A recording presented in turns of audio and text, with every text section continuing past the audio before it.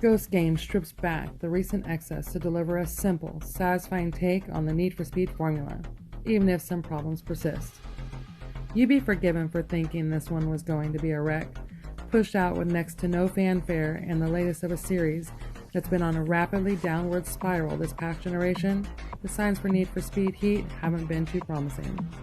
So it's a pleasant surprise to discover that this is easily Ghost Games' best outing since its debut with Rivals, that no-frills launch speaking to a wider, stripped-back philosophy that's quicker to get to the core appeal of Need for Speed than recent efforts. And Need for Speed Heat understands that this series is, above anything else, a journey. It's the bond between you and your car, a bond that gets stronger over a series of street races, point-to-point drives, and escapades with the local law enforcement. It's about how you take a stock BMW M3, one of the starter cars in Need for Speed Heat, and embellish it with tricked-out ECUs and turbochargers. Need for Speed Heat dials back the nonsense of the 2015 reboot and 2017's laughable payback.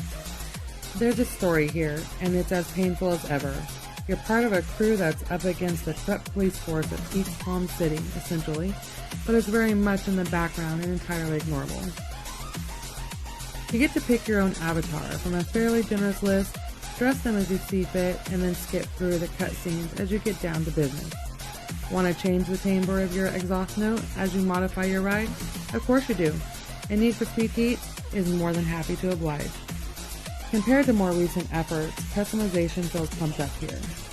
There's a decent enough suite of options from the off, though you're able to head online and browse other builds for your own use, or take to the streets of Palm City to collect new decals to use in your own designs. Tricking out a ride is just as essential to the experience, with new parts unlocked as you level up and often generously priced. Unlike the tight-fisted payback, you're encouraged to experiment, and within a handful of hours will likely have a small selection of tastefully mutated cars to call your own.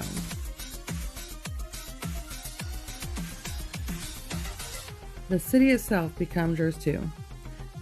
Palm City is a Miami-esque playground complete with marshy lowlands and hills coursed with hairpins that break out into vistas across the cityscape, and over time, it all evolves into a burnout paradise-esque open world.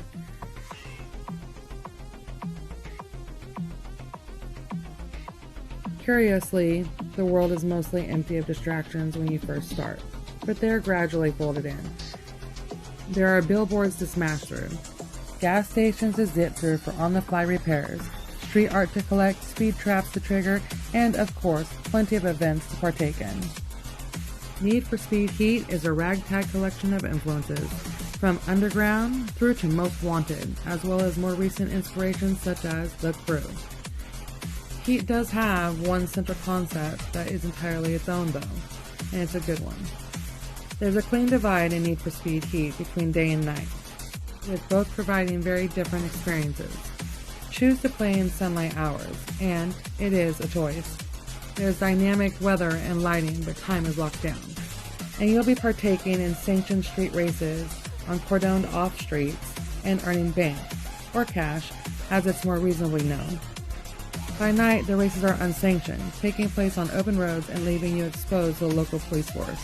Your rep, or level, in plain old-fashioned game speak, rising as you escape escalating heat levels.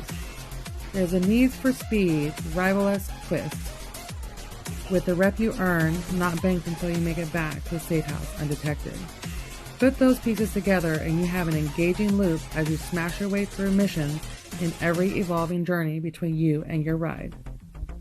It's all assured and economical, though it's not without its shortcomings. Handling, while a vast improvement over the stiffness of Payback, isn't quite the real deal. There's a noticeable lag to your inputs, exacerbated by the decision to make this a 30 FPS racer, on console at least. That lends everything a sloppy feel, while drifting isn't without its own eccentricities. Kicking the back end out is a simple case of lifting off the accelerator and then planting it back down again. This is a student of the Ridge Racer School of going sideways, it seems. Takes a little acclimatization. Even when you're fully attuned though there's a fuzziness to it all that stops Need for Speed Heat from ever being truly satisfying. It's a fuzziness that seeps in elsewhere, from hazy online features. Racing against others is a case of pulling up to an event and waiting to see if others want to join before, invariably getting bored and racing solo anyways. Maybe that's a side effect of the stripping back that's gone on here, a process that works for Need for Speed Heat more often than it works against it. After recent disappointments, it's certainly a refreshing take. There are times when we were prowling the streets in our slammed M3, the exhaust sparking its own custom tone while the tarmac is bathed in a sticky neon underglow. Latino hip-hop thumps out the car's souped-up sound system. That Need for Speed Heat comes so tantalizingly close to delivering on the classic Fast and Furious fantasy. This might still be a little way off of the series' best, but at least Heat serves as a reminder of what can be so special about Need for Speed. So here's the verdict. While Need for Speed Heat feels a little more like a mosaic of existing concepts rather than something especially trend-setting, Ghost has certainly scraped these ideas from some of the most loved games in the now 25-year-old series. Heat doesn't always sizzle, but it's definitely much hotter than we had expected. This is easily the most impressive Need for Speed game in many years, and with that being said, more than deserves a glowing 8 out of 10.